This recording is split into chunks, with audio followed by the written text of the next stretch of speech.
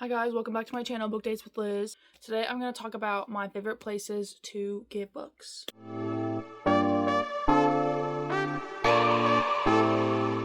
Okay, so this is going to be a quick one, so hopefully it doesn't take forever, like my last one. Number one place, this is not an ad, but I just love the website. Thriftbooks.com. Thriftbooks is it's basically like a giant Goodwill for books online. Like, people send like all their used books there and you can buy them for like super cheap, and you can like pick the condition they're in. I'm assuming people will not pick, poor, bad condition books, but I've done it on accident before. But still, like, I don't know, it's a great way to like get used books and like not buying like brand new books all the time. I have a number of the books on my shelves from thrift books, and it's just great. It's so exciting. And like, if you sign up and like become like have like an account with them, like every time you buy a book you get so many points. I think you get like so many points per dollar you spend or something.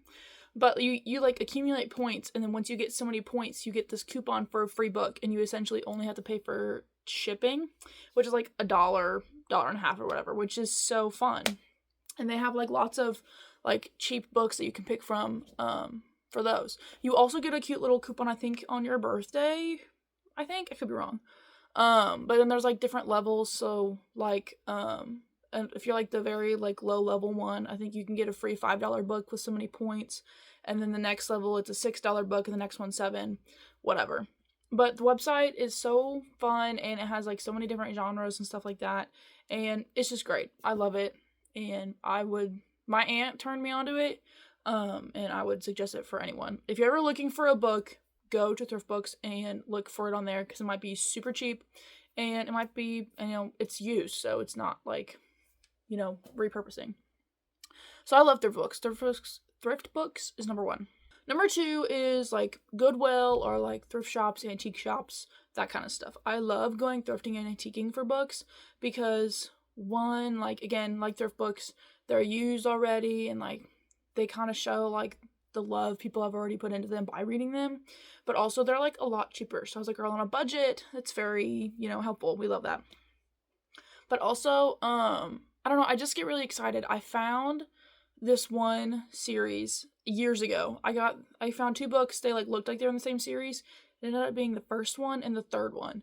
And it's essentially following like these two best friend boys going through World War One. Anyway, the whole series was published in like 1919, 1920, like super early. And I got the first one and the third one, and I could not find the other ones anywhere. And somehow my grandma found them and gave me the other 4 for Christmas. And it was so exciting. I think that's been one of my favorite Christmas presents I've ever gotten. But it was so meaningful and so special for me to find those. And I feel like that series really gave me my love for finding books in antique shops and stuff. And it was really fun. So I love it. They're very special. They're very old. And they have that really good like old book smell, which I love. But so antique shopping and thrift shopping for books is so fun, and again, repurposeful, like thrift books. Goodwill also has lots of good ones, and they're usually like much cheaper. Like my local Goodwill, they have like hardbacks for $1.99 and then paperbacks for $99, like all books, and it's freaking great. So definitely go in to look into Goodwills and thrift shops and antique shops, and pay attention for the books in there, because you might find some really good ones. My next one that's my favorite and like budget friendly is looking for free bookshelves on my college campuses. Back when I was in New Mexico, I looked at those all the time, and I found so many that I ended up putting on my shelves that were free, and just like the library was getting rid of them, or other buildings were just getting rid of books, and I just like snatched them up. And I'm finding a couple like that here while I'm in Nebraska too, and it's just so nice. Like, just one day, like, you have a couple minutes, just like, oh, let me go look, and you get like this new like free book, and it's fantastic, and it's budget friendly and an easy way to get new books. And it's like, it's guilt free because I didn't pay for any of it. It's entirely free.